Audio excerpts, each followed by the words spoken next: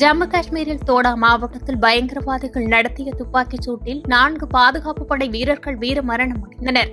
ஜம்மு காஷ்மீர் தோடா மாவட்டத்தில் பயங்கரவாதிகள் நடமாட்டம் இருப்பதாக போலீசாருக்கு ரகசிய தகவல் கிடைத்தது.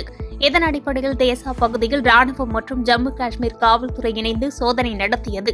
அப்போது அங்கு பதுங்கியிருந்த பயங்கரவாதிகள் உடனான சண்டையில் ராணுவ அதிகாரி ஒருவர் உட்பட 4 வீரர்கள் உயிரிழந்துள்ளனர்.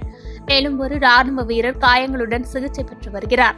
கடந்த வாரம் கதுவா மாவட்டத்தில் பயங்கரவாதிகள் தாக்குதல் நடத்தியதில் 5 பாதுகாப்பு படை வீரர்கள் வீரமரணம் அடைந்தனர்.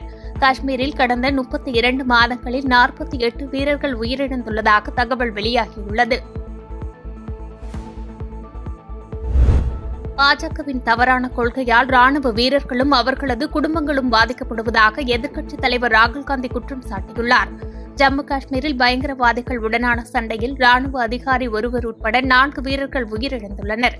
இந்நிலையில் உயிரிழந்த ராணுவ வீரர்களின் குடும்பத்திற்கு ராகுல் காந்தி இரங்கல் தெரிவித்துள்ளார். இது தொடர்பாக அவர் வெளியிட்டுள்ள எக்ஸ் தள பதிவில், பயங்கரவாதிகளின் தாக்குதல் மீண்டும் மீண்டும் நடைபெறுவது மிகுந்த கவலை அளிப்பதாகவும், இதுபோன்ற தொடர் தாக்குதல்கள் ஜம்மு காஷ்மீரின் மோசமான நிலையை வெளிப்படுத்துவதாக தெரிவிக்கப்பட்டுள்ளது.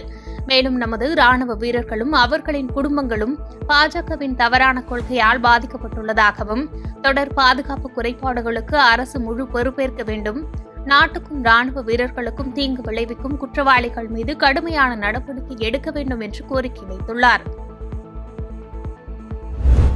காவிரி நீர் விவகாரத்தில் தங்களால் முடிந்தவரை ஒத்துழைப்பு வழங்குகிறோம் என்று கர்நாடக துணை முதலமைச்சர் டி.கே. சிவக்குமார் தெரிவித்துள்ளார்.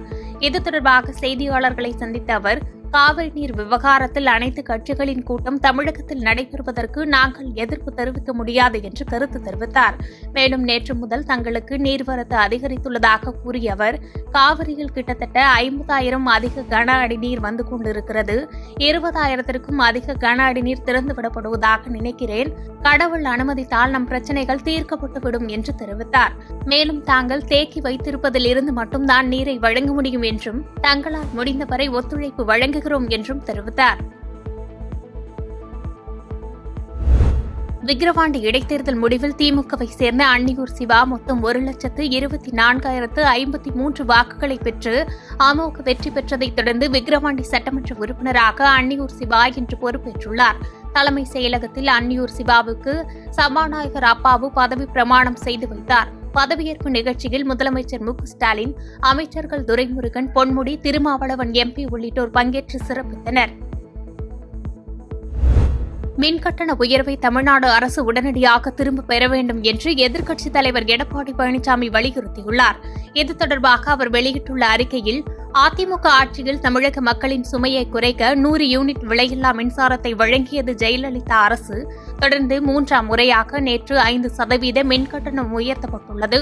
மின்கட்டண உயர்வு என்ற ஒரு பேரிடையை தமிழக மக்களின் தலையில் இறக்கியிருப்பது கடும் கண்டனத்திற்குரியது. பொது பயன்பாட்டிற்கான மின்கட்டண உயர்வையும் விசைத்தறி மற்றும் சிறு குறு தொழில் நிறுவனங்களின் வேண்டுகோளை ஏற்று மின்கட்டண உயர்வை உடனடியாக திரும்பப் பெற வேண்டும் என்று வலியுறுத்தப்பட்டுள்ளது.